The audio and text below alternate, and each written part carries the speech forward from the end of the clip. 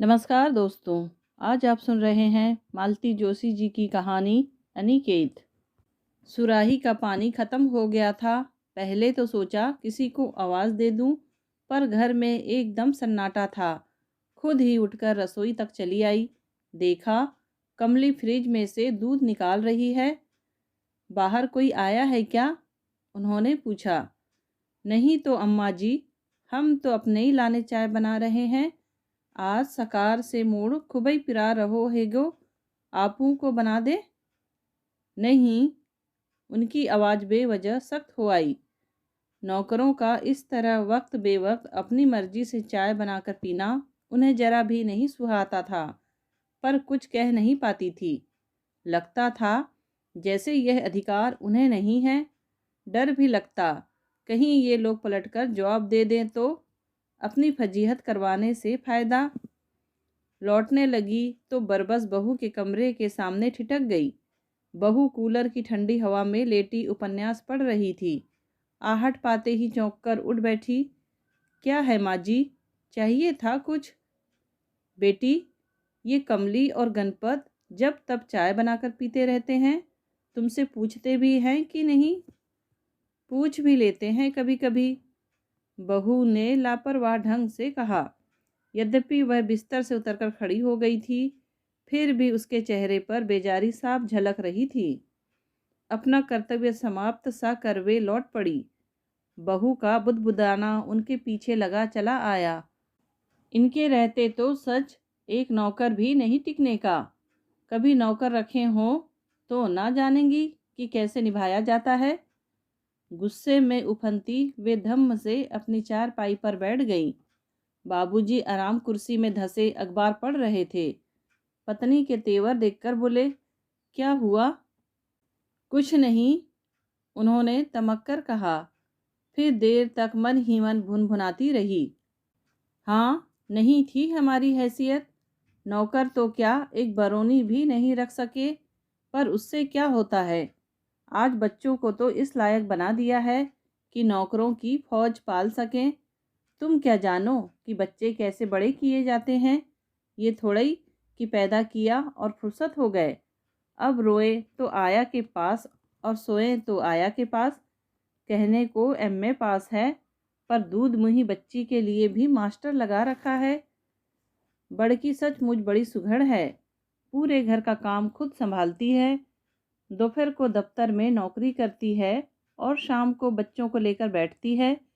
ऐसे जहीन बच्चे हैं उसके, हमेशा अव्वल आते हैं क्लास में।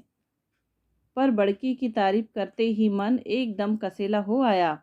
याद आया उसकी भाग दौड़ पर तरस खाकर एक दिन उनके मुंह से निकल गया था, बहू, एक मिसरानी क्यों नहीं रख लेती?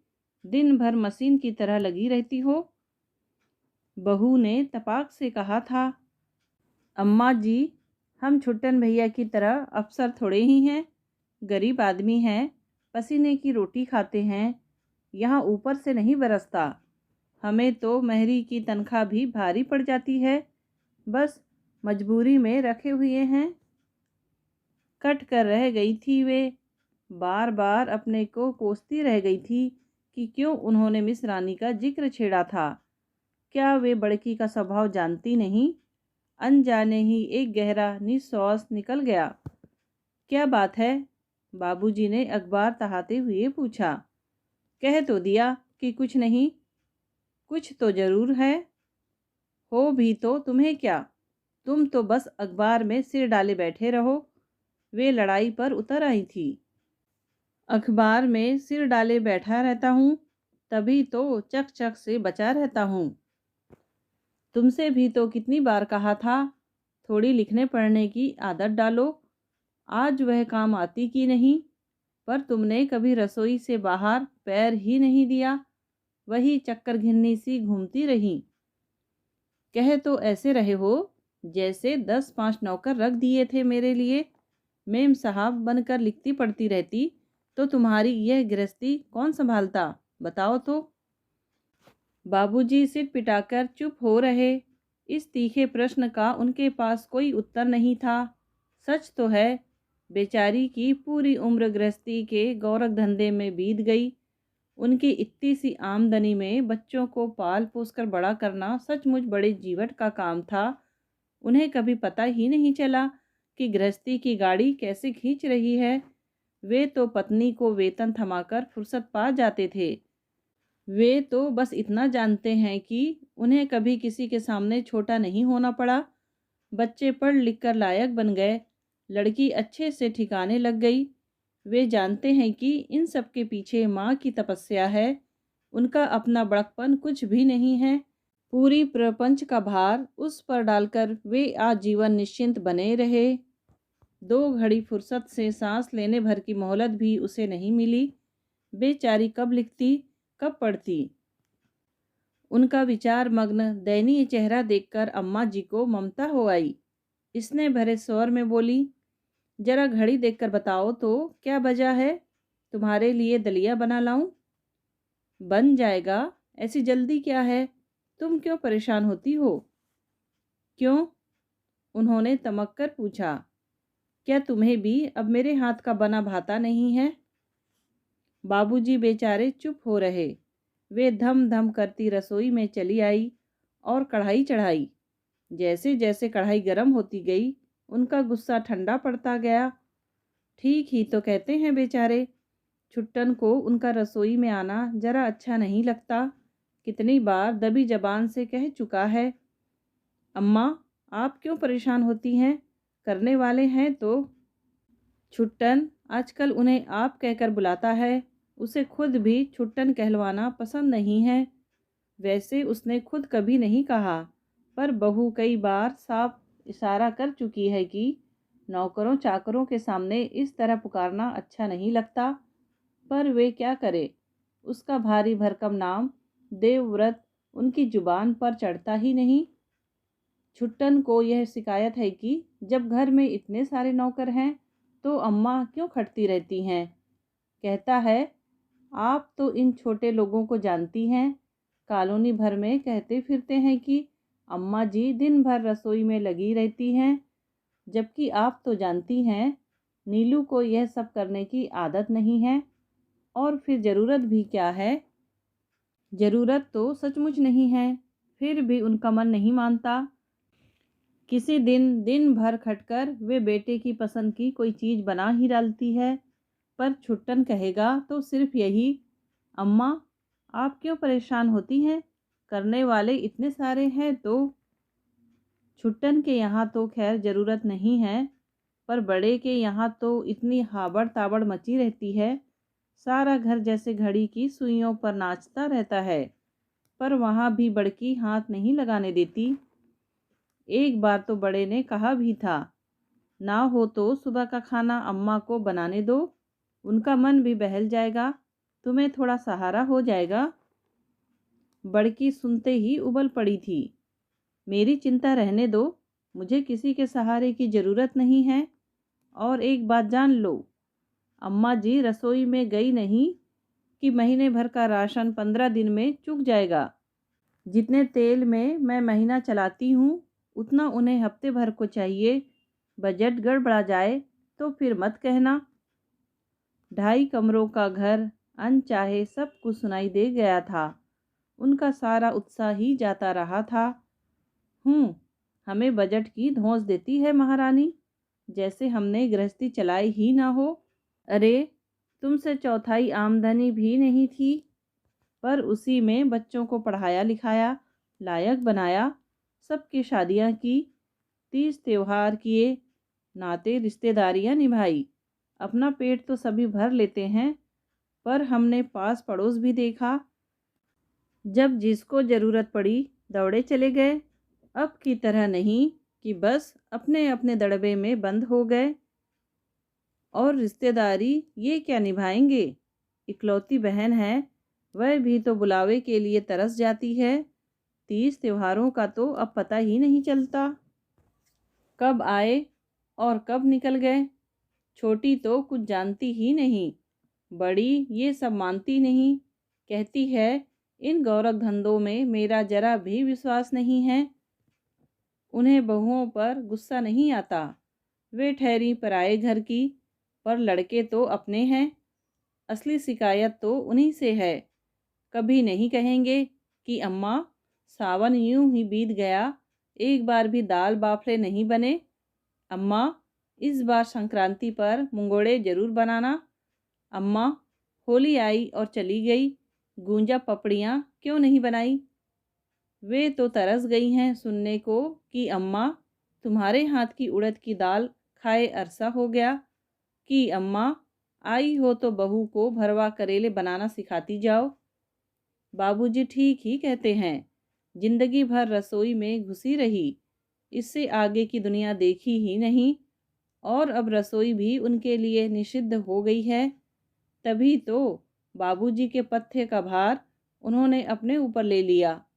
कोई लाख भुन भुनाता रहे, वे परवाह नहीं करती।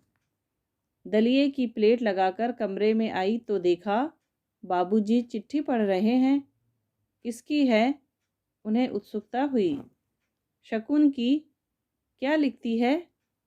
हमें बुलाया है, लिखा है, आने की तारीख लिख दो तो वह देवर को भेज देगी, वह लिवा ले जाएगा। समझदार है बेचारी, उन्होंने उसास भरकर कहा। खुद ही न्योता भेज रही है, जानती है ना कि अम्मा बाबू तो अब बेघर हो गए हैं, बुला नहीं सकते। क्या बकती हो? वे गुर्राए। क्यों, कुछ गलत कहा मैंने? नहीं, गलत नहीं कहा। यह तो बाबूजी को भी मानना पड़ा। बिटिया को देखे 1.5 साल हो गया, उनकी बीमारी में 10-5 दिन को आई थी, बस तब से रोज रटते रहते हैं, पर हर बार बात टलती ही जाती है। दिल्ली से जयपुर बल्कि पास में था, पर बड़ा हमेशा दिल्ली की महंगाई का, मकान की तंगी का रोना रोता रहा। फिर कभी बड़की के पीहर में शादी निकल आई, तो कभी बच्चों की पढ़ाई का बहाना हो गया। आलोक की बोर्ड की परीक्षा का तो ऐसा हौवा खड़ा किया उन लोगों ने कि अम्मा बाबूजी को भी यहाँ छुट्टन के पास भेज दिया। छुट्टन के यहाँ उसकी छोटी साली डेरा डाले बैठी है, IAS की परीक्षा देगी। यहाँ शांत वातावरण में पढ़ने आई है। उसके रहते तो शकुन को बुलाने की बात भी नहीं सोची जा सकती। शकुन की अम्मा ठीक ही तो कहती है, बेघर हो गए हैं हम तभी तो मारे मारे फिर रहे हैं। जिसने जहाँ लुढ़का दिया वहीं चले गए, अपनी कोई इच्छा ही नहीं है। अपनी देह से ऐसे मजबूर ना होते तो कभी पुरखों का घर ना छोड़ते, पर बच्चों को 2-4 बार आना पड़ा तो झट बोल उठे, बाबूजी इस तरह बार बार आना तो बहुत मुश्किल है। किराया तो खैर लगता ही है, पर छुट्टी की बड़ी किल्लत हो जाती है। वैसे भी आपका अब अकेले रहना ठीक नहीं, आप हमारे साथ चले चलिए, दोनों घर आपके हैं, जहाँ मर्जी हो रहिए। घर? कहाँ है अपना घर? शाम को रोज की तरह छुट्टन उनके पास आया तो बाबूजी ने सीधे ही पूछ लिया, बेटे शकुन को देखने का बड़ा मन हो रहा है, कहो तो 8-10 दिन के लिए बुलवा लूं। छुट्टन कुछ देर चुप रहा, फिर धीरे से बोला, 1 आध महीना रुक जाइए ना बाबूजी, सीलू तब तक चली जाएगी। वैसे भी मैं एक गेस्ट रूम बनवा रहा हूँ, PWD से आज ही मंजूरी आ गई है। शकुन के लिए अलग कमरे की क्या ज़रूरत है रे, यहीं हमारे साथ रह लेगी। यहाँ जगह कहाँ है अम्मा? तीसरी चारपाई डालेंगे तो कमरे में हिलना भी मुश्किल हो जाएगा, फिर उसके साथ बच्चे भी हैं, तो नहीं बिछाएंगे चारपाई। तेरे बाबूजी अपनी खटिया पर पड़ रहेंगे, हम माँ बेटी ज़मीन पर सो लेंगी। नहीं अम्मा, ऐसे अच्छा नहीं लगता। क्या अच्छा नहीं लगता? उन्होंने पूछा। पर तब तक छुट्टन कमरे से जा चुका था। दफ्तर से लौटकर सीधा उन लोगों के पास आता था। अब उसके बीबी बच्चों का भी कुछ हक बनता था। वे देर तक उसी के बारे में सोचती रही। कितना बदल गया है छुट्टन। क्या भूल गया कि कैसे उन 2 कमरों में सब गठमट होकर सोते थे। मेहमान भी आते थे तो उन्हें भी संभाल लिया जाता था। कुल 2 कमरे तो थे, सबके लिए अलग ठौर कहाँ जुटती। उसी खस्ता हाल मकान में उसी तंग दस्ती में बच्चे पढ़ लिख कर सयाने बने हैं। उनके पढ़ने का नाटक याद करके आज भी हंसी आती है। घर में एक मेज थी जो बाहर के जालीदार बरामदे में पड़ी रहती थी। उसी पर बारी बारी से सब पढ़ते थे। घर में एक अलार्म घड़ी थी जो उनके सिरहाने रखी रहती थी। हर 2 घंटे बाद अलार्म बजता। कच्ची नींद से जागकर उन्हें याद करना पड़ता कि अब किसकी बारी है। बिस्तर में टटोलकर बड़ी मुश्किल से उसे जगाकर बाहर भेजती। फिर थोड़ी सी झपकी ले पाती कि फिर अलार्म बज उठता। जब तक बच्चे पढ़ते रहे वे कभी नींद भर सो नहीं पाई। बहुत कष्ट भरे दिन थे वे, पर फिर भी जिंदगी में एक स्वाद था, एक सुखद एहसास था कि सबके सब उनके आंचल की छाह में हैं। इस एहसास के सामने सारे कष्ट, सारे अभाव बौने हो जाते थे। और अब लगता है कि समय की आंधी ने उनका घोंसला ही बिखेर दिया। एक दिन का भी उनका अपना ना रहा। दोस्तों, कहानी सुनने के लिए आपका धन्यवाद। कहानी पसंद आई हो तो प्लीज़ लाइक, शेयर और सब्सक्राइब ज़रूर कीजिए।